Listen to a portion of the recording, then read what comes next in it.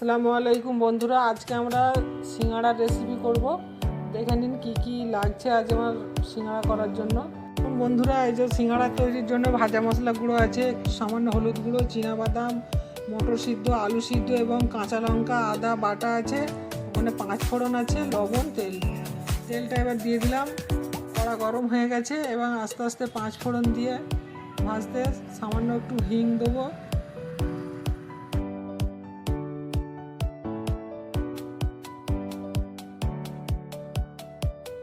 পাঁচ ফোড়নটা ভেজে নেওয়ার পর এই যে হিং দিলাম হাফ চামচের মতো, তারপর দিলাম আদা, কাঁচা লঙ্কা। এবার একটু ভেজে নিয়ে সেদ্ধ আলুটা দিয়ে একটু ভাজা ভাজা করে নেব। এরপর একটু সামান্য হলুদ এবং লবণ দিয়ে দেবো।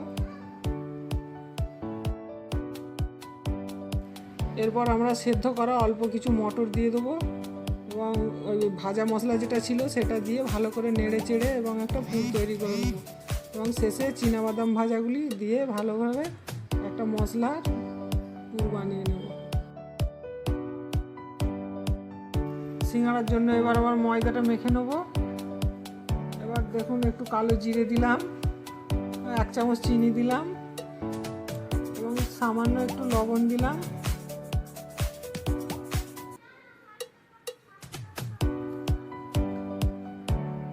দিয়ে 3 চামচের মতো রিফাইন অয়েল দিলাম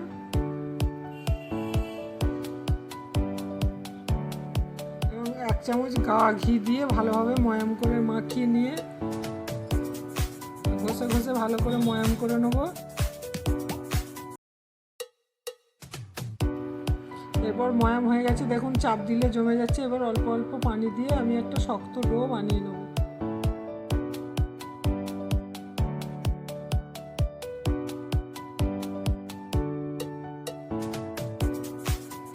একটি শক্ত ডো বানিয়ে নিলাম এবং এটি 8 ঘন্টার জন্য রেস্টে রেখে দিলাম।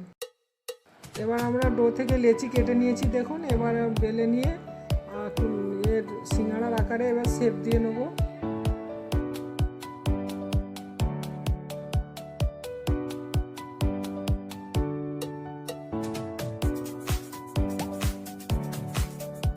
এবার এইভাবে আমরা সিঙ্গাড়াটি বানিয়ে নেব, দেখুন।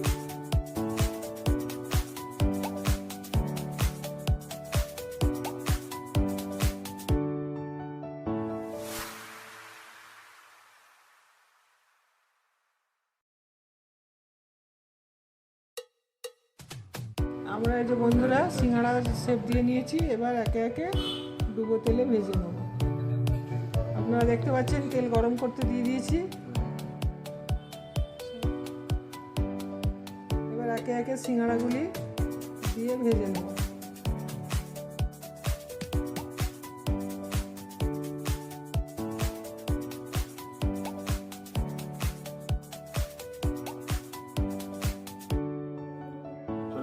তাহলে এবার সিঙ্গাড়াটা তাহলে টেস্ট করে দেখা যাক কেমন হয়েছে। এরকম কতটা ক্রাঞ্চি হয়েছে এবং মুচমুচে হয়েছে। এবার তাহলে খেয়ে দেখা যাক। অসাধারণ হয়েছে ভিতরে পুরটা এবং বাইরেটাও এতটা মুচমুচে হয়েছে যে ধারণার বাইরে।